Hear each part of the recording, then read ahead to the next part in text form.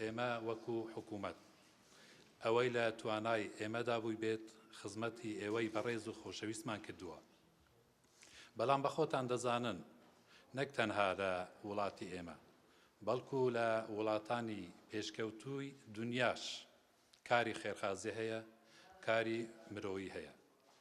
ئەگەر بین تەماشای کاری خۆمان بکەین، تەنانەت بەڕێوەبەرایەتی گشتی خۆمان وەرگرین بۆ کەمەندامان و خاوەن پێداویستیە تایبەتەکان توانیومانە لە ڕووی دارایی، لە ڕووی چاودێری، تەنانەت لە ڕووی پەروەردەی هاوکاریەکی باشی توێژی خاوەن پێداویستی تایبەت بکەین.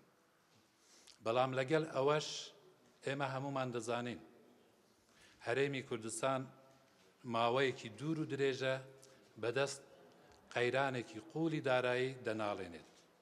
بۆیە ئەگەر لە وڵاتان جارێک پێویستیان بە دام و دەستگا خێرخازیەکان بێت، دام و دەستگا مرۆییەکان بێت کە لەگەڵ حکوومەت هاوکار بن، بە دڵنیاییەوە ئێمە زیاتر پێویستیمان پێیانە.